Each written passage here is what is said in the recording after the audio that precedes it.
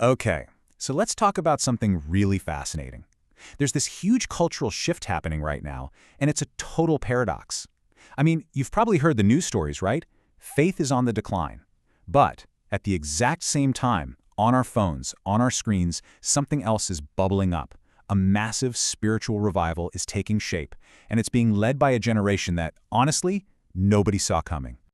And this is the central question we're going to dig into. On one hand, all the data seems to point in one direction. Christianity just isn't essential to American life as it used to be. But then you look at Gen Z, and they're engaging with faith in a way we just haven't seen for a long, long time. So what gives? What is really going on here? All right, so this really breaks it down for us. It's like a tale of two completely different trends happening at the same time. You've got the big picture meta trend, right? And that's showing that overall, faith is becoming less central. But then you zoom in on this other trend, the revival. And who's at the heart of it? Gen Z. They're actually the most frequent churchgoers now, and they're feeling this huge explosion of faith content online. So to really get a handle on that first trend, the decline, just look at this number. This is from the Barna Group. 46%, almost half of Americans who call themselves Christians, say their faith is not central to their lives. I mean, think about that for a second. That is a massive, massive shift from just a generation ago. It kind of shows that something's breaking down in how faith is being lived out day to day. But then you see this, and this is where things get really interesting. This is the complete reversal. While that overall commitment is going down, look at Gen Z's church attendance. It's nearly doubled in just a handful of years. They've gone from being the generation that went to church the least to the one that goes the most. This isn't some slow, gradual change, folks. This is a spike. It's a huge turnaround. So that begs the question, right? Where is all this new energy coming from? Well, the answer isn't just in the pews or inside church walls. The real action is happening in the digital world. It's where this generation lives and breathes. We're talking about a new kind of sanctuary, a digital one, and it's changing everything about how faith is shaped and shared. And to really get what's happening, you have to understand this one key concept, algorithmic authority. It's a bit of a mouthful, but it's pretty simple. It basically means that for a growing number of people, their main spiritual influence, their guide, isn't a pastor or a priest anymore. Nope, it's the algorithm. It's that hyper-personalized feed that YouTube, TikTok, and Instagram serve up every single day. And wow, this quote from Kinnaman and Matlock just absolutely nails it. Most people today are discipled by algorithms more than they're discipled by their pastor or church. I mean, that's a bombshell. We're watching a complete rewiring of how people learn about faith. The center of gravity has literally shifted from the pulpit to the palm of your hand, and that, as you can imagine, creates some incredible opportunities, but also some pretty big challenges. Okay, so if the algorithm is the new gatekeeper, if it's the new pastor, then how are people actually winning in this new environment? What's the playbook? How are these digital evangelists cutting through all the noise to build these huge online communities? Let's take a look under the hood at 4 of the biggest strategies that are crushing it right now. So check this out. This chart lays out 4 totally different approaches, and here's the kicker. They're all working. You've got Elevation Church, which is all about creating this powerful, emotional, spiritual experience. Then you have someone like Mike Winger, who goes super deep, like with these long-form educational breakdowns. Then there's Bible Project, using amazing animation to tell the story of the Bible. And finally, you have Cliff Nechtel, doing these viral street-style debates. It just goes to show, there is no one-size-fits-all approach anymore. So let's break down that first one, the encounter. Think about a channel like Elevation Church with Stephen Furtick. This isn't your grandpa's 3-point sermon. They've shifted from just presenting information to creating a full-blown spiritual experience. It's all about high production value, raw emotion. It's designed so that you, watching at home on your phone, don't just feel like a spectator. You feel like you are in the room having a transformative moment. And then you can do a complete 180 and look at strategy number 2, the deep dive. This is the Mike Winger model. His audience, they're not there for the emotional highs. They are hungry for substance. They want answers. So his channel, Bible Thinker, delivers exactly that. Hours-long, super well-researched, deep dives into the toughest theological questions you can imagine. We're talking about real scholarly work made accessible. All right, strategy number 3 is the visual narrative. And honestly, Bible Project has totally changed the game here. They take these incredibly complex biblical ideas and make them beautiful, understandable, and accessible through high-quality animation. The key for them is shifting the focus away from just looking at isolated verses and instead helping people see the grand, unified story of the entire Bible, from Genesis all the way to Revelation. And our fourth strategy is the one that's built for viral success, the viral debate. You've got guys like Cliff Nechtel who are literally taking apologetics, defending the faith, to college campuses. He uses this Socratic, question-based style to get into these really engaging discussions, and then they chop them up into these short, punchy, super shareable clips. It's content that is perfectly engineered to pop off on TikTok and YouTube Shorts. So, okay, we've got these four very different looking strategies, right? The encounter, the deep dive, the visual narrative, and the viral debate. But even though they look different on the outside, if you dig down, you find they're all built on a few shared principles. There are basically 5 pillars that the most successful content today is built on. This is kind of the secret sauce for what connects with people online in 2026. And here they are, the 5 pillars. First up, a theology of weakness and resilience. This is huge. It's about being real with suffering and anxiety, not just preaching a name-it-and-claim-it victory message. Number 2, a creation-positive spirituality. It's less about a long list of don'ts and more about finding God and joy in the created world. Number 3, reclaiming the biblical narrative. Getting people to see the whole epic story, not just cherry-picked verses. Fourth is bolder, direct apologetics. Not shying away from the tough questions, but tackling them head-on. And finally, the big one, embracing that algorithmic and decentralized authority. Basically, meeting people where they are, which is online. But, with any shift this big, it's not all sunshine and roses. This move to digital discipleship, it comes with some serious questions and potential downsides. I mean, what happens when you untether faith from a real, physical, local community? Let's talk about the challenges that are popping up on the horizon. Yeah, there are 3 really big ones to watch out for. First is what you could call discipleship fragmentation. If everyone's getting their theology from a different YouTube channel, well, that shared community belief can really start to break apart into little echo chambers.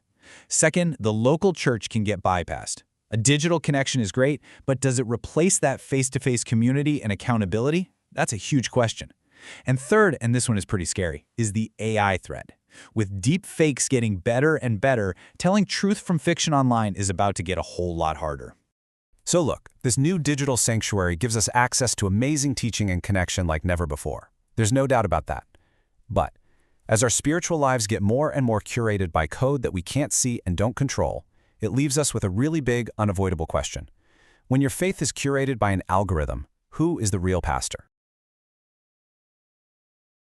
Okay, so let's talk about the book of Genesis. It's the very first book of the Bible, and yeah, it tells the story at the beginning of, well, everything. But if you look closer, you'll see it has this surprisingly elegant design, a real literary masterpiece, and that's what we're going to dive into. And really, the whole thing hangs on this one question. How does a story that kicks off with the entire world, all of humanity, suddenly zoom in to focus on just one single family? Seriously, understanding the answer to that question is the absolute key to unlocking the message of the entire book. So here's our game plan. We're going to break it down into 4 parts. First, we'll see how a good world went so wrong. Then we'll hit this crucial turning point, this hinge of hope. After that, we dive into the story of this seriously flawed family. And finally, we'll trace the mysterious promise of a king. All right, let's jump right into part 1, A Good World Gone Wrong. This covers those first 11 chapters.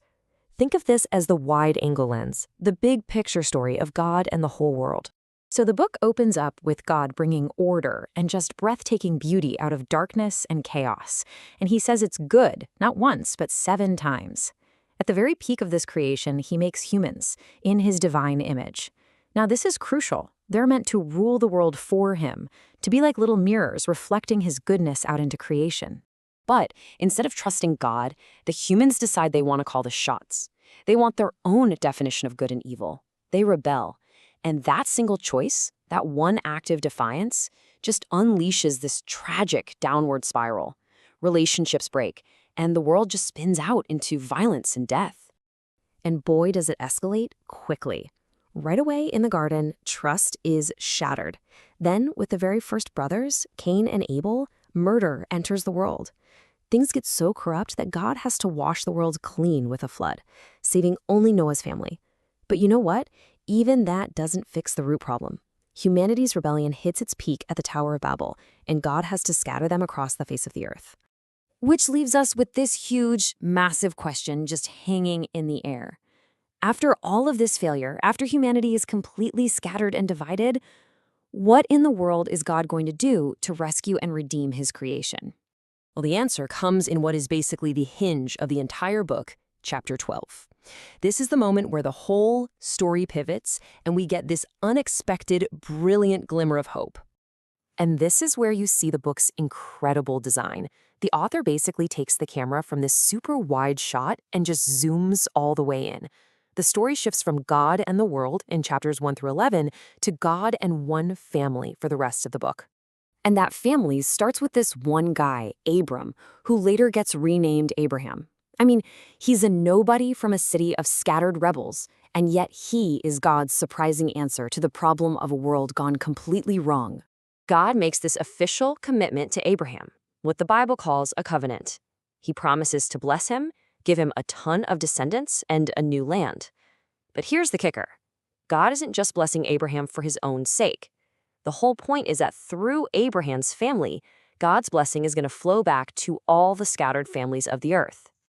There's this classic scene where God makes it official. He tells this old man who has no kids to look up at the night sky and try to count the stars.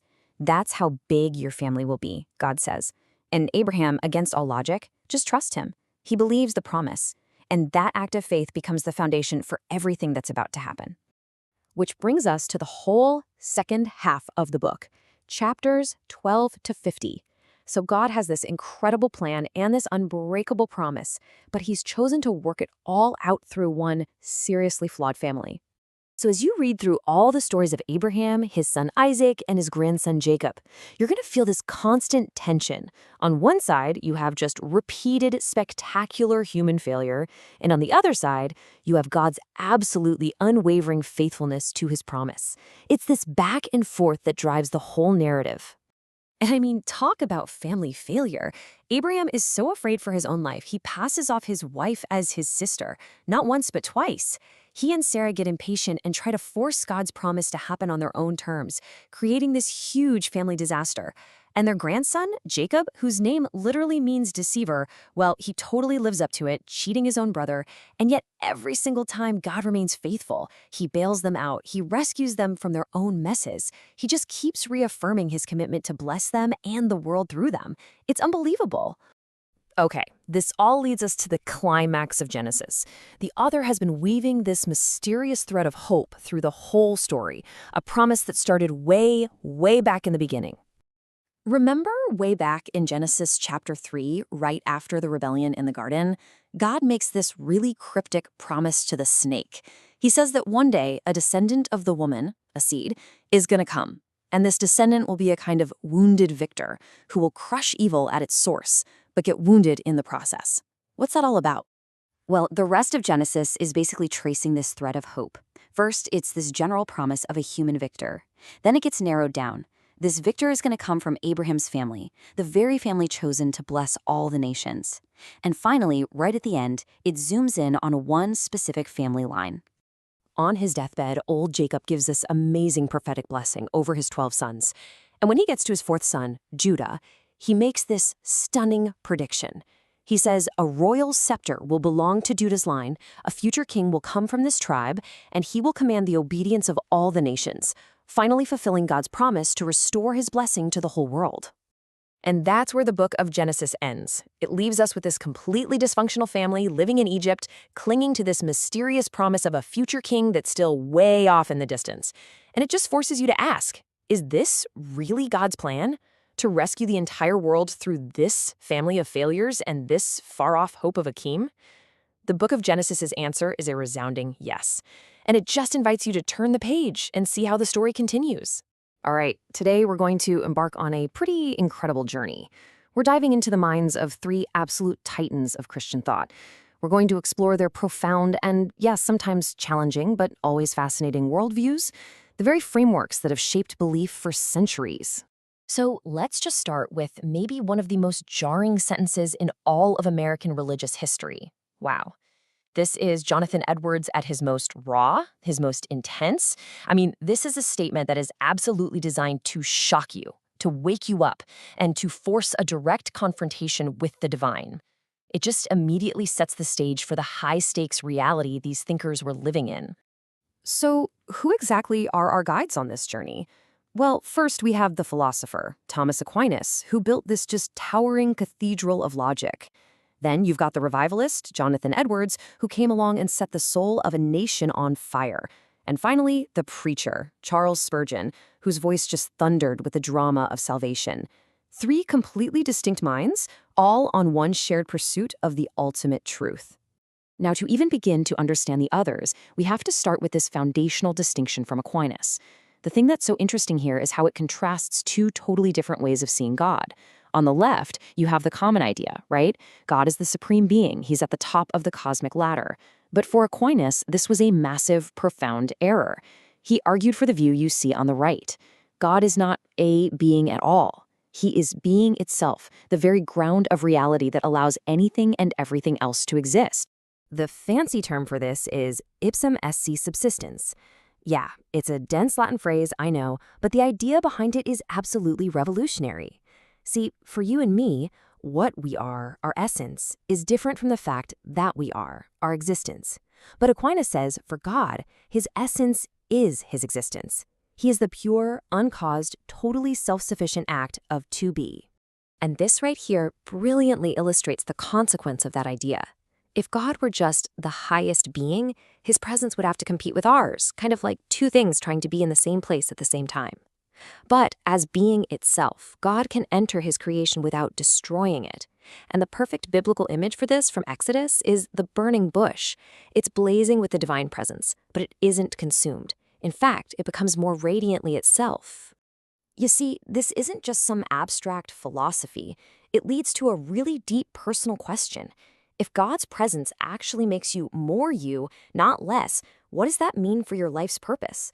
I mean, how does it completely reframe the very act of prayer or your entire search for meaning?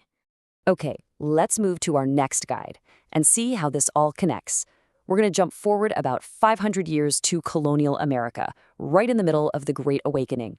Jonathan Edwards, looking at a population he felt was spiritually asleep, takes a single verse from Deuteronomy, "Their foot shall slide in due time," and builds one of the most unforgettable sermons ever on top of it. The logic of this sermon is just, it's relentless. First, he establishes that the danger isn't some far-off thing. No, you're already standing on a slippery, dangerous slope.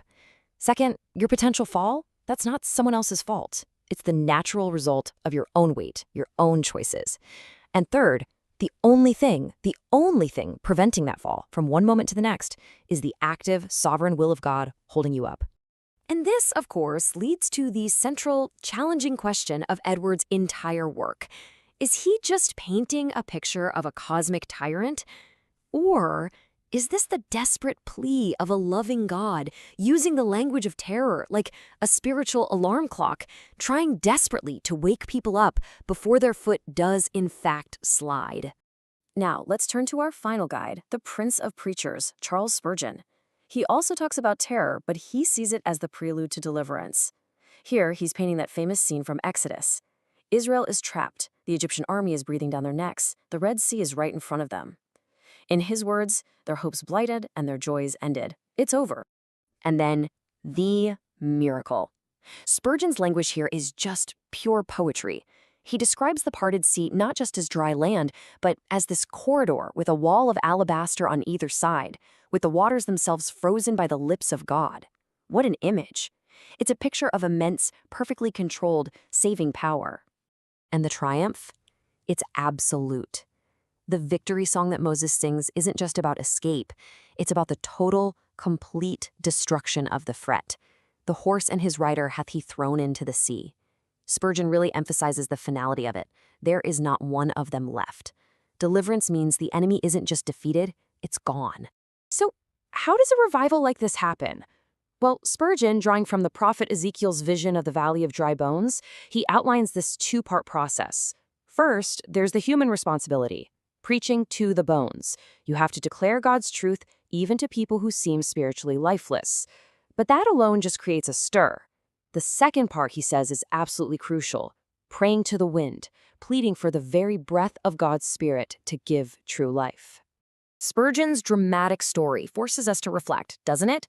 If our own deep struggles are a kind of Red Sea passage, then what are the pharaohs pursuing us in our lives? The habits, the fears, the circumstances. And what does that total final deliverance we're seeking truly look like? This whole idea of an all-in commitment brings us right back to Jonathan Edwards. He really exemplified this intense, practical application of theology. He didn't just preach these ideas, he lived them with an almost unbelievable discipline. Get this, he penned 70 personal resolutions to govern every single moment of his life. Just listen to the sheer intensity of resolution number 6. Resolved to live with all my might while I do live.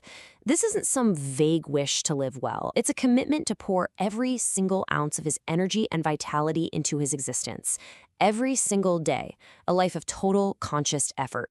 And then there's resolution number 44, which shows the singular focus of that effort. Every action, every single one, had to be weighed against one purpose, the religious end. In Edwards' framework, there was just no room for divided loyalties or competing motivations. And here's where it all comes full circle. It's so cool. Edwards' passionate piety connects directly back to Aquinas' cool philosophy. See, for Aquinas, religion wasn't just a list of beliefs. It was a cardinal virtue.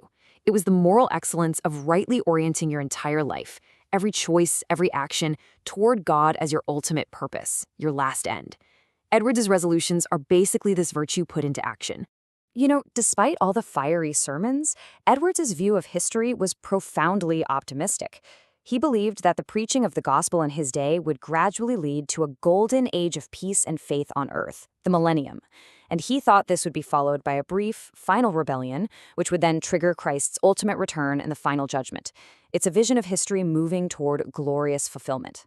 So there you have it. We've journeyed from Aquinas' mind-bending vision of God as being itself, through Edwards' urgent call to wake up, all the way to Spurgeon's high drama of divine deliverance. All three of them saw life as an epic journey with the highest possible stakes, a journey defined by God's glory and an ultimate triumphant hope. And that leaves us with a final question for our own time. In a world that offers 1,000 different paths and values, what are the unwavering principles, the core resolutions that guide your journey? Today, we're diving into one of the most intense, most debated topics in biblical prophecy. It's a prediction that's 2,500 years old, but many believe it's not just ancient history. They believe it's unfolding right before our very eyes. You see the headlines, you feel the tension in the world. When you see major powers clashing and these ancient conflicts flaring up again, you can't help but wonder, is this just another chapter in the history books, or is this a sign of something much, much bigger? Something that was foretold thousands of years ago. To even begin to understand what's going on, we have to go back, and I mean way back. Not just to last year, but to a prophecy written around 580 BCE. The prophet's name was Ezekiel, and he had a vision that has fascinated and puzzled people for centuries. And now, suddenly, it feels like that ancient vision is snapping into focus in our modern world. Okay, so let's get the main characters straight. The prophecy is all about this figure called Gog, from a land called Magog. Now, Gog isn't a name like Tom or Steve. Think of it more like a title, like a pharaoh or a czar. He's described as this powerful, really evil leader who cooks up this grand scheme to invade Israel in what the Bible calls the last days. And here's the thing, Gog isn't coming alone. Ezekiel chapter 38 lays out a very specific list of nations that are going to join him. You see these ancient names, Persia, Cush, Put. For hundreds of years, these were just dusty words on a page. But now? Well, now people are drawing what they see as straight lines from these ancient names to modern countries. And if they're right, the implications are absolutely chilling. So how in the world does a 2,500-year-old text connect to our 24/7 news cycle? Well, the people who believe this is happening now say the stage isn't just being set. They'd argue the actors are already in costume, taking their places, and the curtain is starting to go up. Look at this timeline. For many scholars, the Gog and Magog war simply could not happen until one absolutely critical thing took place first. The nation of Israel had to be reborn in its ancient homeland. Well, that happened in 1948, so they say check. With that piece of the puzzle in place, all eyes turn to the other nations in the prophecy. And then just in the last few years, we've watched Russia and Iran build the closest military alliance they have ever had in history. And this brings us to a quote from Joel Rosenberg, an author who has been talking about this for years. He puts it so bluntly. He says, an ancient prophet, Ezekiel, wrote thousands of years ago that Russia and Iran would form a military alliance to attack Israel. Imagine reading that 20 years ago. It might have sounded far-fetched. Today, it sounds like a geopolitical reality. So you might be asking, how do they get from these ancient names to today's countries? Well, it's a bit like historical detective work. Persia is the easy one. That was the official name for Iran right up until 1935. But what about Magog? The text says over and over that Gog comes from the remotest parts of the north. Well, if you stand in Jerusalem with a map and a compass and draw a line straight north, where do you end up? Smack dab in Russia. For many, that geographic clue is the smoking gun. And believe me, these interpretations have huge, real-world consequences. For millions and millions of people, this isn't just some interesting Bible study. This framework shapes their entire worldview, it influences their politics, and it fuels their passionate support for the state of Israel, because they see it as the absolute center of God's prophetic plan. Okay, so that's a pretty compelling case, right? It feels like it all fits. But hold on. There is a very strong, very significant counterargument here. Not everyone is convinced that today's headlines are the direct fulfillment of Ezekiel's vision. In fact, there are some serious calls for caution. Now, this is one of the most important distinctions, so let's break it down. The Bible actually mentions a Gog and Magog war twice. The one in Ezekiel describes this limited group of nations, Russia, Iran, and so on, and it happens before a 1,000-year period of peace. But then, way at the end of the Bible, the book of Revelation describes another Gog and Magog battle. This one involves all nations, and it happens after that 1,000-year period. So this suggests two totally different wars, which really complicates things. And that's not the only issue that skeptics bring up. There's another huge one. It's not just about the attackers. It's about the state of the nation being attacked. Does the Israel of today really match the description in Ezekiel's prophecy? And honestly, this is a major roadblock for the "it's happening now" theory.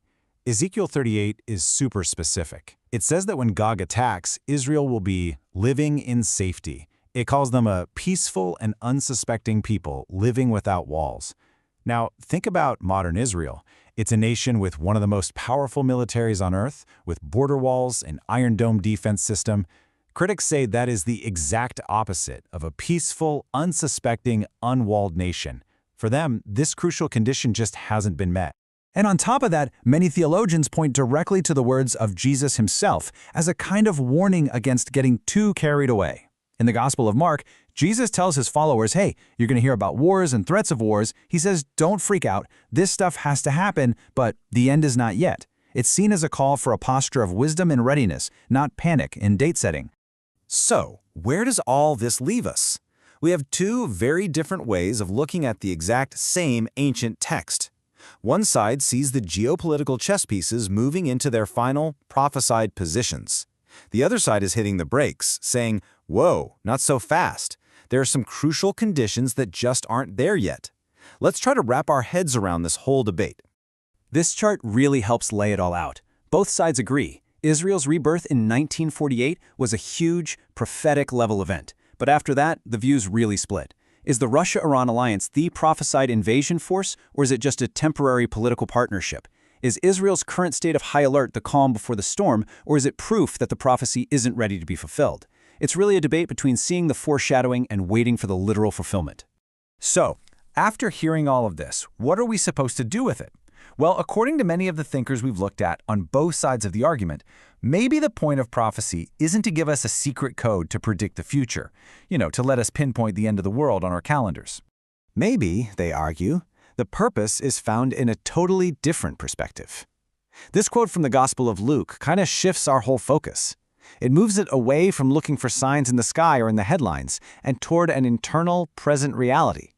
It suggests that maybe the most important truth isn't about a future apocalypse, but about what's happening right here, right now. And that leaves us with the final and I think most important question. Is Ezekiel's prophecy a literal blueprint for the future that we're watching on the nightly news? Or is it a powerful story, a powerful lens that gives millions of people a way to make sense of a really chaotic and uncertain world? That's the question to think about. We're about to take a journey 2,600 years into the past to dig into a prophecy about a long-lost empire. And what's fascinating is how this ancient text is causing some really intense debate in our world right now. I mean, seriously, think about that. What if these ancient words aren't just dusty relics, but are actually a living blueprint for today? We're going to try and bridge that gap between the past and the present, and see how an oracle from the prophet Jeremiah connects to one of the most talked about nations on the world stage. And this is where it all gets incredibly current. According to the material we're looking at, this very specific date and event made people all over the world suddenly pull up a passage in the book of Jeremiah, chapter 49. All of a sudden, this obscure prophecy became, well, front-page news for anyone watching the region. And here it is. This is the verse that's at the heart of everything. It's such a radical, powerful claim. God declaring He's going to set up His own throne, His own rule, in a foreign, pagan land. To really get what this means, we first have to understand who and what Elam actually was. So, before we can even start to deconstruct the prophecy, we need to meet the people it was all about, the Elamites. I want you to picture the vast landscapes of ancient southwestern Iran, because that was home to one of the world's oldest and most powerful civilizations. Yeah, Elam wasn't just some minor tribe. No way. This was a superpower in the ancient Near East for more than 2,000 years. Their territory was in modern-day southwestern Iran, and their magnificent capital, Susa, was a constant rival to the Mesopotamian giants, like Babylon and Assyria. Now, here's what makes them so unique. The Elamites called their own land Haltamti, which actually means land of the gods. And get this, their language was a complete isolate. That means it has no known relationship to the languages of their neighbors or, well, any other language family we know of. It really set them apart. And this just goes to show you their lasting impact. Even after Elam was conquered and folded into the Persian Empire under Cyrus the Great, its culture was so strong that the Elamite language was made one of the 3 official languages of the empire. Their political power might have ended, but their cultural influence, that was a different story.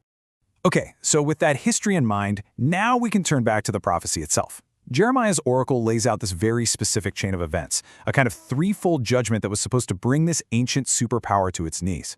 So the structure here is really key. First, God says He will shatter the bow, which was the core of Elam's military strength. Second, He would scatter the people to the 4 winds, a total global diaspora. And third, He would send the sword, basically meaning they'd be hunted by their enemies until they were pretty much wiped out as a political power. And history seems to line up with this. The prophecy was given around 597 BC. And soon after, historical records show Elam was defeated by Nebuchadnezzar of Babylon. Later, it was absorbed by the Persians, then conquered by Alexander the Great. And archaeology confirms this widespread scattering. They found evidence of Elamites everywhere, from Egypt all the way to modern-day Afghanistan. And that brings us to the most startling part of the prophecy, because after predicting this total military and political collapse, the oracle takes a sharp turn into a theological claim that would have been absolutely shocking to anyone listening back then. The message here is profound. By declaring He will set His throne in Elam, the God of Israel is basically claiming universal authority. His rule isn't just for Jerusalem or the Jewish people. It extends over every nation, every king, every foreign god. This completely challenges the ancient idea of local gods and puts forward this idea of a single, ultimate ruler over all of humanity. So what you have here is this fundamental clash of power, a clash of thrones. On one side, you've got the temporary, regional rule of Elam's king, which is all based on military strength, on the bow. But what happens when that comes up against a divine throne, one that represents universal and eternal authority? Well, according to the prophecy, when God's throne is set, all other claims to power just become irrelevant. And this idea isn't just in Jeremiah. This concept of God's universal rule is a theme you see all through the scriptures.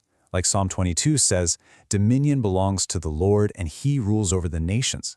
The prophecy against Elam is almost like a dramatic, real-world case study of that very principle.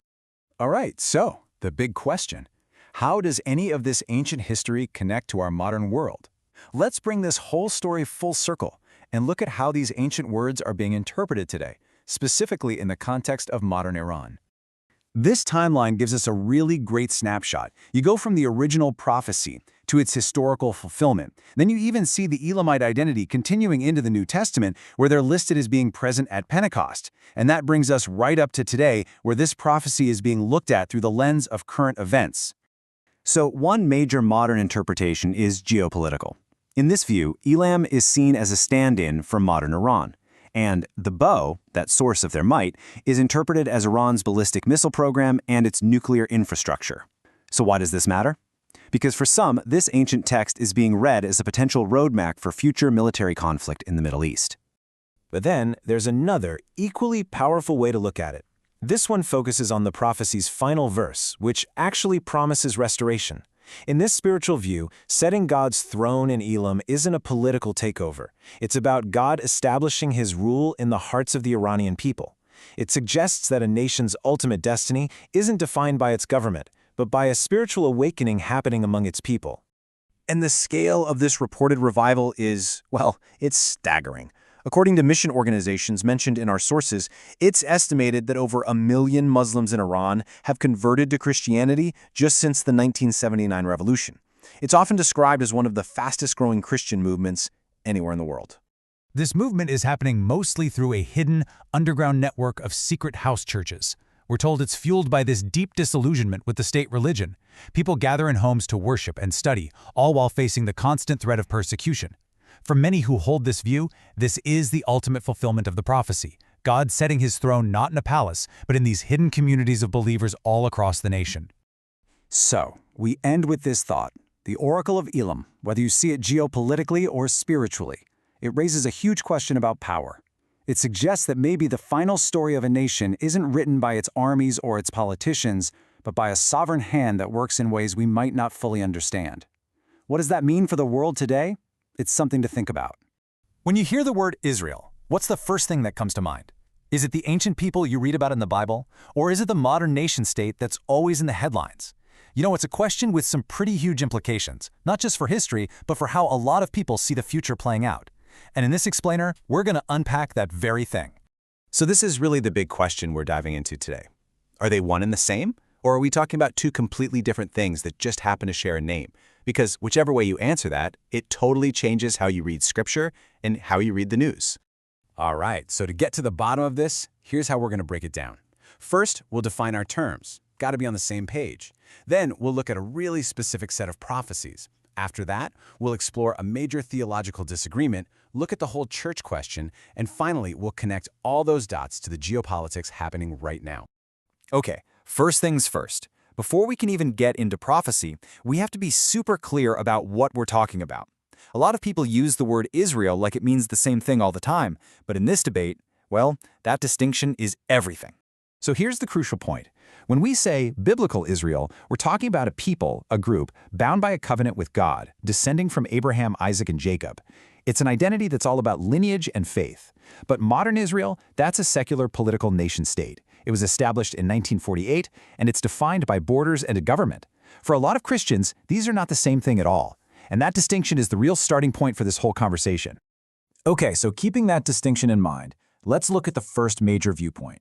For folks who see a direct, unbroken line between modern Israel and biblical promises, what's happening in the world isn't just random. They see current events as the literal fulfillment of ancient prophecies unfolding in a very specific order. And this quote right here from Rabbi Israel Ariel, it just perfectly captures that intense sense of urgency. I mean, this is a man who leads an organization that's literally dedicated to rebuilding the Jewish temple in Jerusalem. For people who share his view, the time for just preparing is over. The time to act is now. So from this perspective, 4 key prophecies are all coming together right in the order the scriptures predicted. It all kicks off with the rebuilding of the temple. That's followed by a major peace deal, then the rise of a hostile alliance of nations, and it all culminates with Jerusalem becoming the absolute center of global conflict. Now, what's so fascinating here is just how tangible these preparations are. We're not talking about abstract ideas. Proponents of this view will point to over 60 sacred vessels that have already been made, hundreds of men from priestly lines that are actively training for temple service, and get this, they even brought special red heifers all the way from Texas to Israel because they're a specific requirement for purification rituals. They believe everything is pretty much ready to go. And this is where the geopolitics on that prophetic checklist get really interesting. The biblical book of Ezekiel names this specific group of nations that will come against Israel. Well, this interpretation maps those ancient names to modern countries. So when people with this view see Russia and Iran signing a strategic partnership into 2025, or they see Turkey's increasingly hostile stance, to them, it's like watching an ancient text come to life with stunning accuracy. But here's where we hit a massive fork in the road. That literal, step-by-step interpretation of prophecy is really powerful. But believe me, it is not the only one. There's a deep, theological fault line that runs right through this entire issue. And that brings us right to the heart of the disagreement. Is the modern, secular political state of Israel that was founded in 1948 really the entity that prophets like Ezekiel and Daniel were talking about thousands of years ago? A lot of theologians would give you a firm no. You see, their argument is often based on an idea called replacement theology, or supersessionism. This is the view that the Christian church has essentially replaced or superseded national Israel in God's master plan. Proponents will often point to parts of the New Testament that suggest that faith in Christ, not your ethnic background, is what truly makes you a child of Abraham. In their framework, all those promises about land and nationhood, they aren't for a future political state. They've been spiritually fulfilled in the global community of believers, the church. So let's dig into that just a little bit more. This isn't some minor disagreement, you know? It fundamentally changes how you read huge chunks of the Bible. It all really comes down to the nature of God's promises. This is the question. It all boils down to this. Are the covenants God made with Abraham and his descendants permanent and literally tied to a specific people and a specific piece of land? Or was their ultimate fulfillment always meant to be spiritual, finding its home in the global Christian church? Now, people who argue against replacement theology would say, whoa, hold on, that view misses some crucial parts of the story. They point directly to what the Apostle Paul wrote in the book of Romans. They emphasize that Paul, writing decades after Jesus' resurrection, insisted that the covenants and promises still belong to Israel. He says God's gifts and his call are irrevocable. I mean, that's a powerful word. It suggests that for God to take them back would go against his very character. Paul then calls his own kinsmen beloved enemies. A crazy paradox, right? It means that even if they oppose the gospel, they haven't been tossed aside or replaced. And for this side of the debate, that climactic phrase, all Israel will be saved, points to a future, literal, national turning to their Messiah, an event they say you just can't explain away as being purely symbolic. Look, this might all seem like some ancient, dusty theological debate, but it has explosive, real-world consequences. This isn't just about how you interpret old texts, it's about what happens on the ground, right here, right now. And this number is a big reason why. 146. That's how many nations today recognize a Palestinian state. And many of those claims are on East Jerusalem, the very heart of biblical prophecy and, of course, modern conflict. And then you've got this number. 173. That's how many resolutions the United Nations passed against the State of Israel just between 2020 and 2025. For those who see prophecy unfolding, this is the prophet Zechariah's vision of Jerusalem becoming a cup of trembling for all nations, playing out right before their eyes. So why does any of this matter? Because whether you believe modern Israel is the direct fulfillment of prophecy, or you believe the church has inherited those promises, that belief shapes foreign policy. It influences how millions of people vote, and it gives people a lens to make sense of the relentless 24/7 news cycle coming out of the Middle East. So all this leaves us with a pretty profound question, doesn't it? We have two totally different ways of seeing the world, and both of them grow from the exact same ancient text, and both claim to explain the events of our lifetime. It kind of begs the question, if history is being written in real time, who's holding the pen? For thousands of years, there's been this collection of ancient texts, books that people have pored over, not just as history, but as a potential roadmap to the future. Well, tonight, we're stepping right into that fire. We're talking about biblical prophecy. And look, this isn't some dusty, abstract theology class. For millions of people, this is about the ultimate destiny of all of us, and right at the heart of it all is a massive divide. So we're going to explore that divide by hearing from two brilliant and very different minds on what these ancient words mean for us, right here, right now. And this quote from scientist Hugh Ross, it really gets to the heart of why we're even having this conversation. The claim here is that the Bible isn't just a book of faith, it's a book with a track record. We're not talking about vague horoscopes that could mean anything. We're talking about specific, testable predictions about the rise and fall of empires, the fate of entire cities, and the identity of a Messiah. So that track record, that asserted history of being right, It raises the ultimate question, doesn't it? If the prophecies about the past came true, what are we supposed to do with the prophecies about our future? To help us navigate all this, we have two incredible scholars with us. First, Dr. Elias Vance. He believes we are living in the most prophetically significant time in all of human history. He argues that the words of ancient prophets are literally jumping off the page and into our daily news headlines.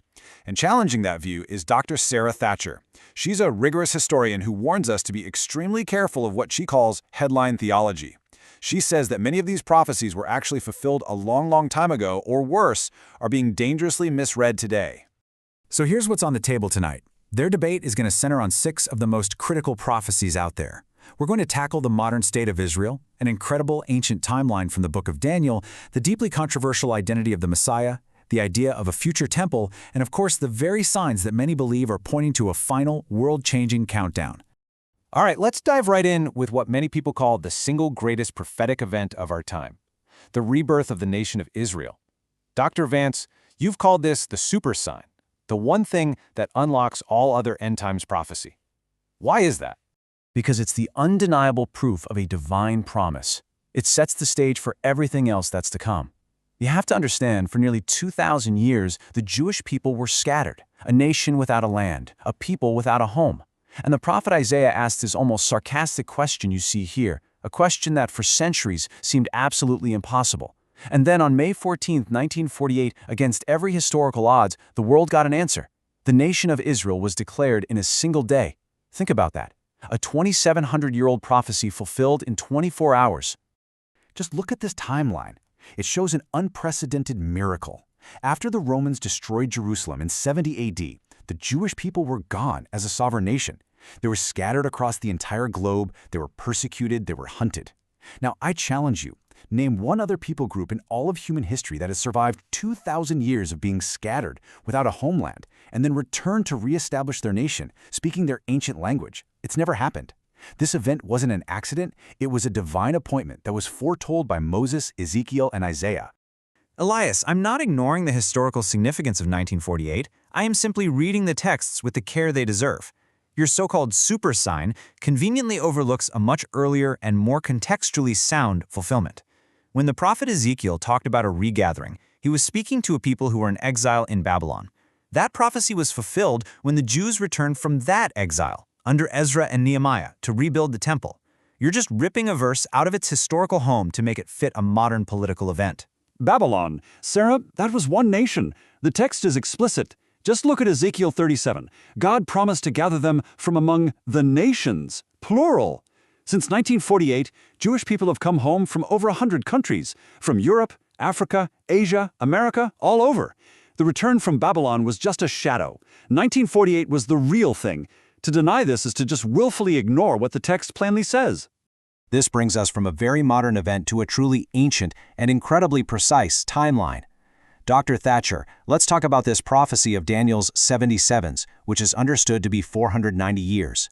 Many people see this as the cornerstone of messianic prediction. How do you see its fulfillment?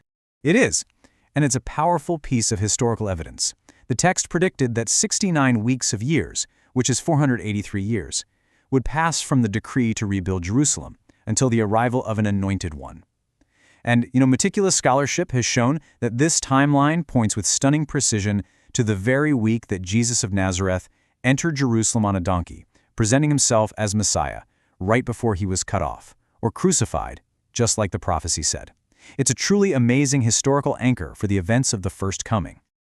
But it's an incomplete anchor. That's the whole point. The prophecy says that all 70 weeks are supposed to put an end to sin and bring in everlasting righteousness.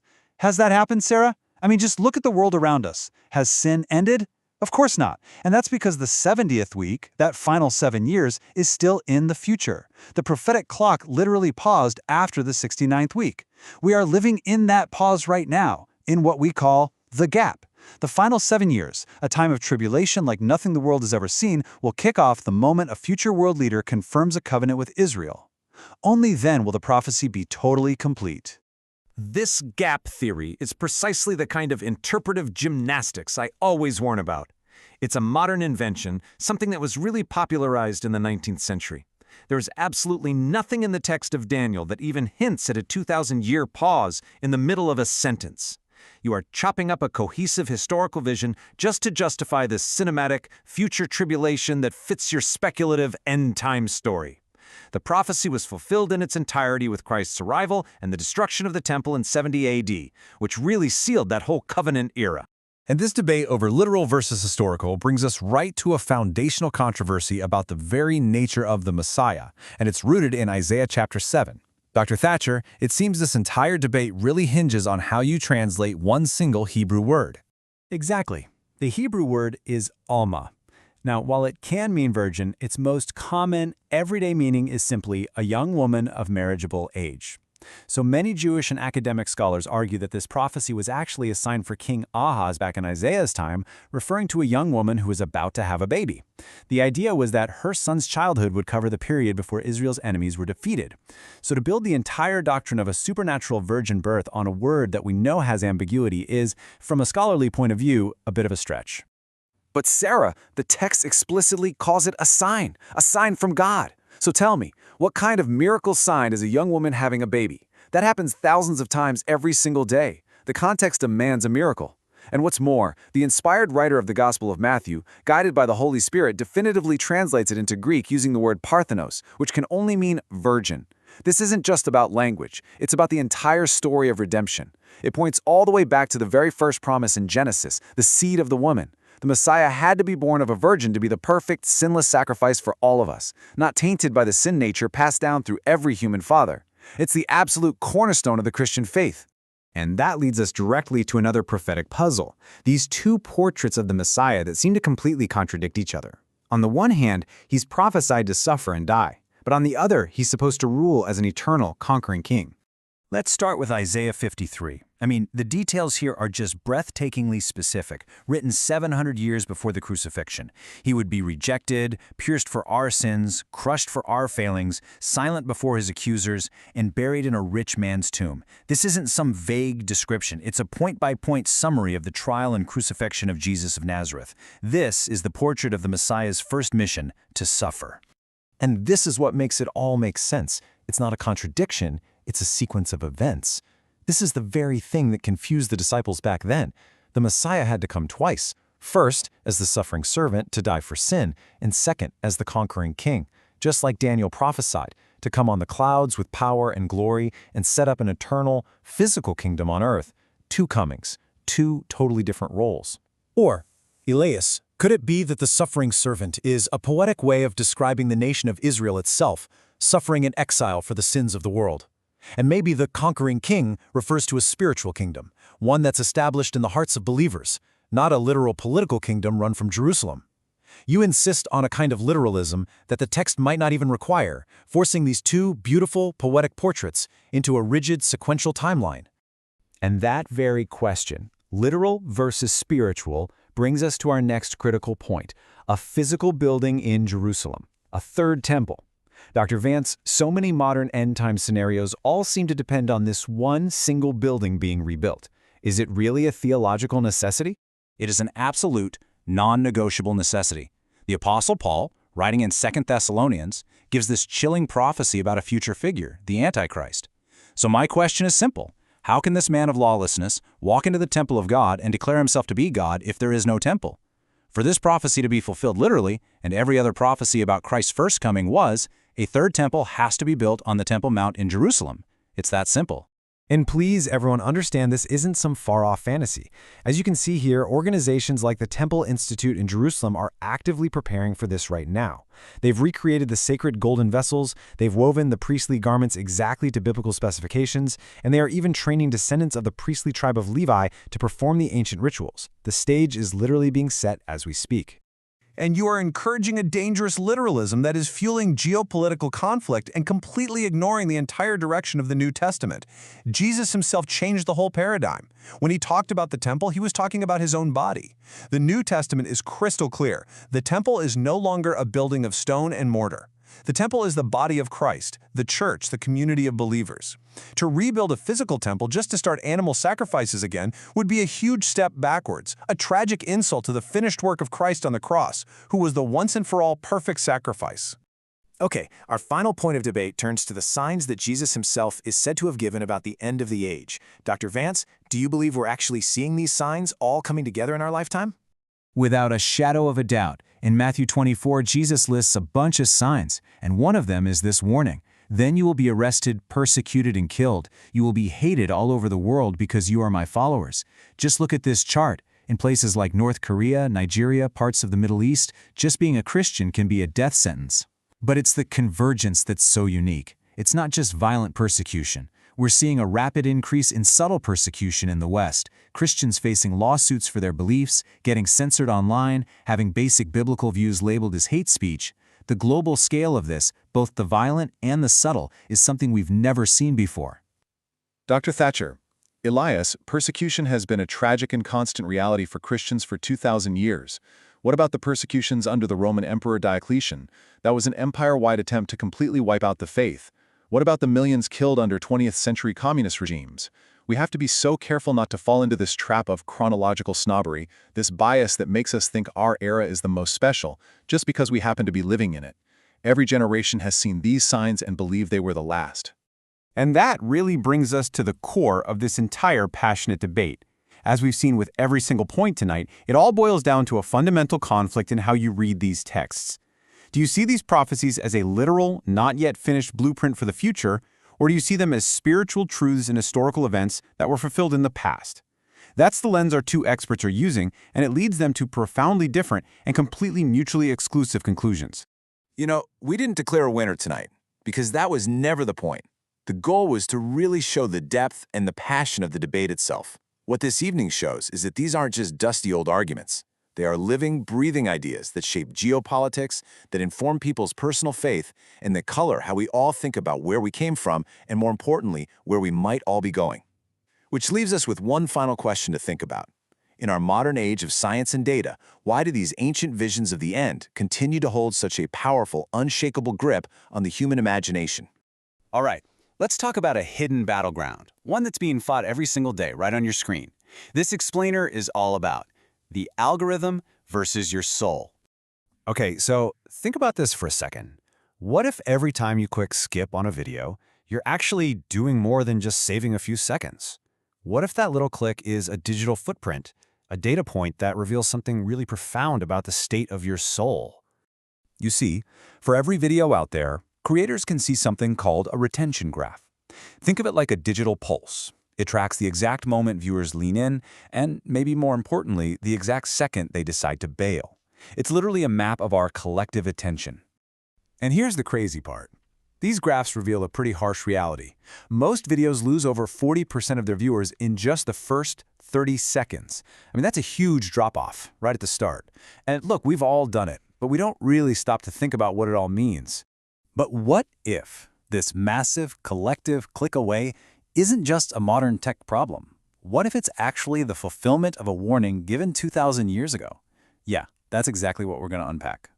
So let's start with the diagnosis. We're calling this the itching ear algorithm. This is the invisible force that's actively shaping not just what you see online, but what you're willing to hear. The Apostle Paul wrote this to Timothy almost 2,000 years ago, and it is just chillingly accurate, isn't it? He predicted a time when people would actively turn away from solid, challenging teaching. Instead, they'd go looking for teachers who would just tell them what they wanted to hear. Teachers who would, scratch a spiritual itch. And this really gets to the heart of it. The original Greek term Paul used here is knethomenoi, and it describes this restless craving for new things and for affirmation. It's the desire for a massage, not a message, for affirmation, not reformation. And wow, the parallels to today are just staggering. Let's just look at this. The warning not enduring sound doctrine, well, today that's a high skip rate on challenging topics. Heap up teachers, that's literally the suggested videos feed, isn't it? Turn away from the truth is the do not recommend channel button. And turn aside to fables is why sensational, easy to digest stuff goes viral. It's a perfect one-to-one match. This brings us right to our next section, the deception, the modern echo chamber. Because once the algorithm identifies your itching ears, it doesn't just suggest a few videos. Oh no, it builds an entire world just for you. And psychologically, there's a reason this works so well. Our brains are basically wired to avoid the mental stress of a hard truth. It's a concept known as cognitive dissonance, that really deep discomfort you feel when one of your core beliefs gets challenged by new information. And this is where that skip button becomes so powerful. A hard truth, one that might demand you change or repent, it causes that internal pressure of cognitive dissonance. But the skip button, it's an immediate escape. It just makes that pressure go away instantly. Clicking away from conviction becomes the subconscious reflex just to feel comfortable again. This all points to a strategy that's even more subtle. C.S. Lewis explored this idea brilliantly. What if the enemy's most effective weapon isn't some huge, elaborate lie? What if it's just a simple, constant, overwhelming distraction? In the Screwtape Letters, the senior demon Screwtape advises his nephew not to waste time on complicated arguments. Instead, he just says, keep the human patient distracted with ordinary, everyday things. Keep everything hazy. The goal isn't to make him an atheist, it's just to stop him from thinking about God at all. So here's the crucial point. Today, that exact strategy is automated. The algorithm has become the ultimate tool of distraction. It learns what tickles your itching ears, what you desire, and it builds this digital echo chamber around you, making sure you are rarely confronted with a hard truth that might cause you to click away. So, what's the solution? That brings us to our final section, the discipline. This is a battle plan for reclaiming your focus in the fight for truth. First, we have to understand the battlefield, and this is, well, it's pretty shocking. The average human attention span has now dropped to just 8.2 seconds. As you can see right here, a goldfish clocks in at 9 seconds. That's right, we are now, statistically, more distractible than a goldfish. The constant digital distraction we live in just consumes our attention with novelty, training our minds to be spiritually illiterate. The historic counterweapon to this has always been deliberate meditation, the practice of focusing the mind on truth to build what you could call spiritual attention muscles. So here's a simple 3-step plan. First, recognize the itching ear in yourself. When you go online, are you truly seeking truth, or are you just looking for a quick hit of affirmation? Second, practice what the Puritans called secret duties. Turn off the phone, sit in silence, rebuild your focus through prayer and reading. And third, submit to sound doctrine. That discomfort you feel when a hard truth is presented, lean into it. That feeling is what the sources for this explainer call a pattern interruptive grace. Ultimately, the battle for your attention and your soul is being fought in the milliseconds between content. It's fought in the scroll, the swipe, and the skip. The question this leaves us with is, will you take every thought and every click captive? Welcome to The Explainer. Okay, today we are tackling a big one of the most mysterious and, let's be honest, misunderstood books ever written, the Book of Revelation. You know, when you hear Revelation, you probably think of beasts, crazy battles, the end of the world, all that stuff. And yeah, it's got some frightening predictions and really complex symbols. But what if I told you its original message? Well, it might actually surprise you. So, let's dive in. All right, first things first. To even begin to understand Revelation, we have to figure out what kind of book we're dealing with. And here's the thing. It's not just one thing. So the author, a guy named John, he calls his book an apocalypse. Now, I know what you're thinking, disaster, end of the world. But the original Greek word apocalypsis, it literally just means an unveiling or a revelation. Think of it like a type of writing that uses these really symbolic dreams and visions to pull back the curtain and show us a heavenly perspective on what's really going on in history. In fact, John is doing something pretty brilliant here. He's mixing together 3 different kinds of writing that his first readers would have totally recognized. It's an apocalypse, that symbolic vision we just talked about. It's also a prophecy, a word from God meant to warn or comfort people during a tough time. And get this, it's also a circular letter, a real letter that was sent around to 7 actual churches in what we now call Turkey. Okay, so once you know what it is, the next question is, how is this thing structured? And what's really cool is how John puts it all together. The key to cracking the whole book, believe it or not, comes down to one single number. So John, who's writing this while he's exiled on this tiny island called Patmos, he weaves the number 7 into everything. I mean, it's everywhere. And for him and his audience, 7 wasn't just a random number. It was a huge symbol of completeness, of wholeness, all tying back to the 7 days of creation in Genesis. It meant something was finished, perfect. And maybe the best way to picture the structure of the book is like a set of Russian nesting dolls.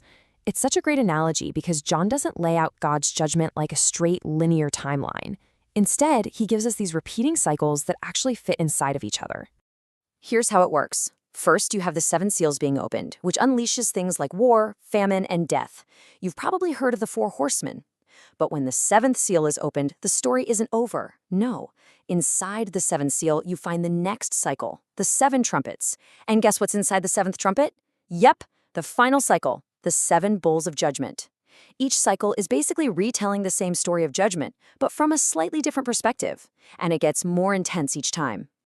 Okay, so now that we've kind of unlocked the structure, the central story of the book really starts to pop.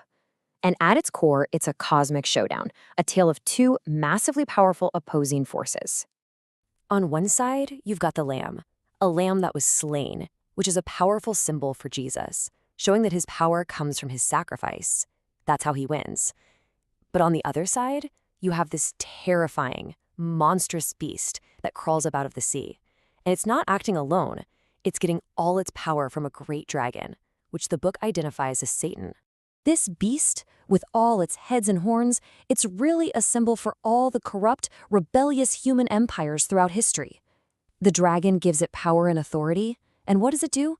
It goes to war against God's people, demands that everyone worship it, and basically tricks the whole world into following it. So you can see where this is going, right? This massive conflict between the lamb and the beast, it's all building towards a single dramatic climax. Everything comes to a head here. All the forces of evil, symbolized by the kings of the earth, are drawn together by these demonic spirits for one last huge battle.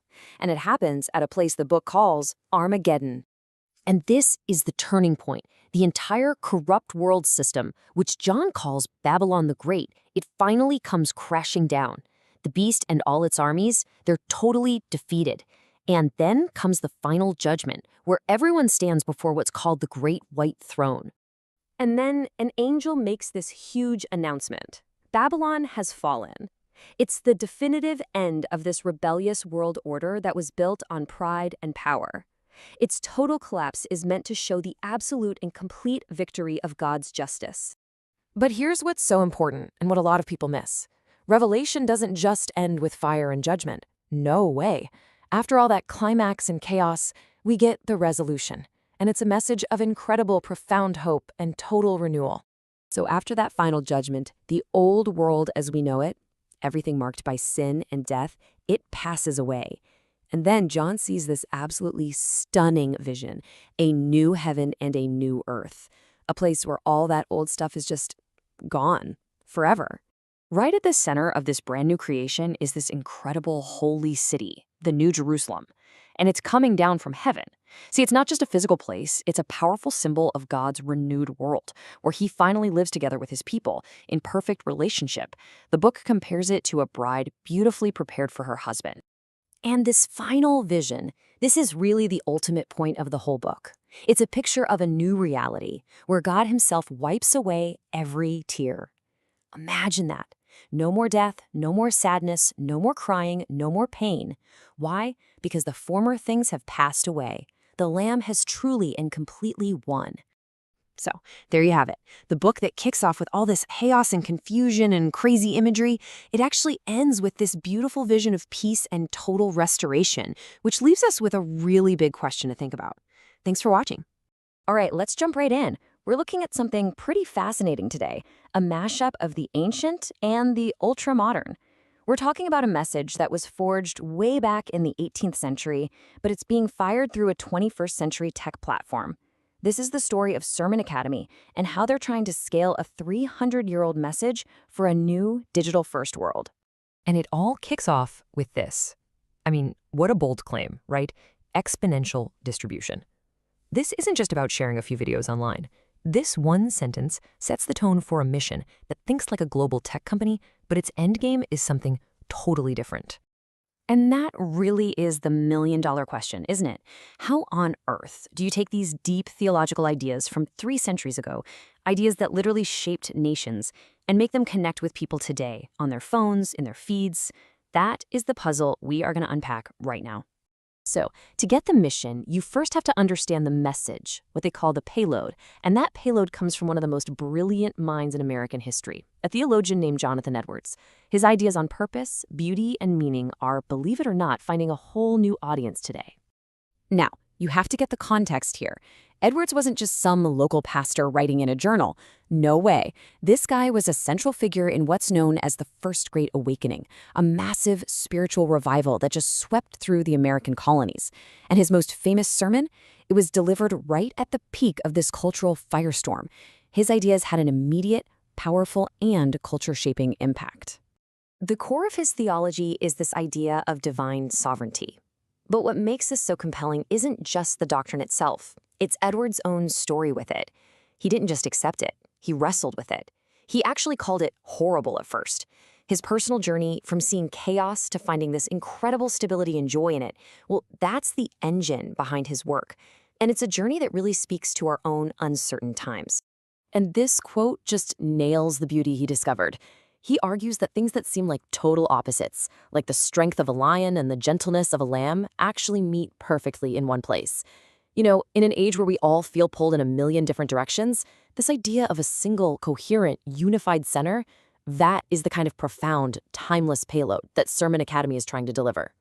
Okay, so you have this incredible historical payload. How do you get it out there today? Well, that brings us to the delivery system. If Edwards provided the content, Sermon Academy is building the high-speed digital pipeline to get it to every corner of the world. And they're not just scanning old books and uploading them. No, they are completely reformatting this content for how we all learn now. So yeah, you've got the classic sermon videos, but you've also got modern summaries to get you the main points, quick. And then there are these amazing sermon-to-life microdocs that connect these old ideas to today's big questions. It's a full-stack content strategy. In this right here, this is their whole strategy in a nutshell. It's about pulling this profound wisdom out of dusty, forgotten archives and dropping it right into the most personal digital space we have, our inbox. It's such a powerful way of saying they're making the timeless immediately relevant. But how do you fuel an operation like this? This is where things get really interesting.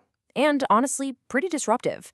They've built a financial model that is intentionally designed for one thing above all else: speed. At the heart of it all is this 10/90 funding model. Think about this. A full 90% of every dollar that comes in goes directly to global outreach. Only 10%, just a tiny slice, is used for internal operations. I mean, that is a radical commitment to efficiency that you just don't see very often. So how do they pull that off? By making a really strategic choice.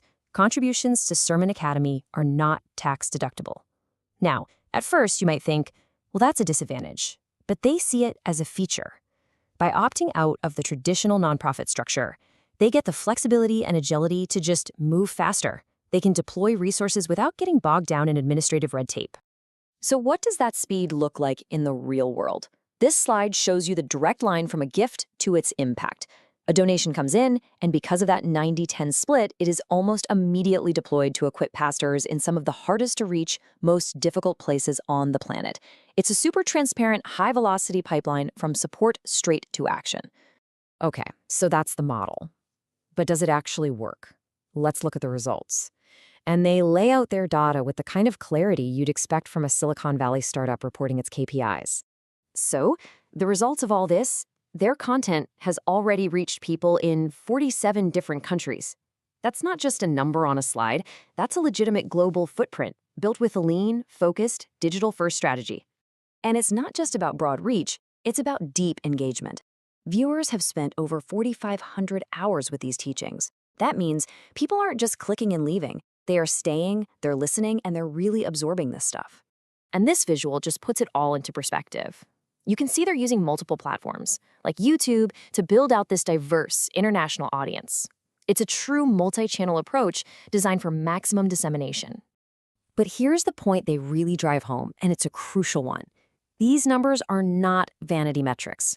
For the team at Sermon Academy, every single view, every hour watched, represents a front line in what they see as a spiritual battle. A battle for hearts and minds, especially now, in an era of so much global hostility. They're giving the data a deep, profound purpose. Which leaves us with this one last big thought to chew on. In a world that is obsessed with the next new app, the next new platform, could it be that the most powerful disruption of all doesn't come from creating something new, but from taking the most timeless ideas and scaring them with the most modern tools? Sermon Academy is betting everything that the answer to that question is a resounding yes.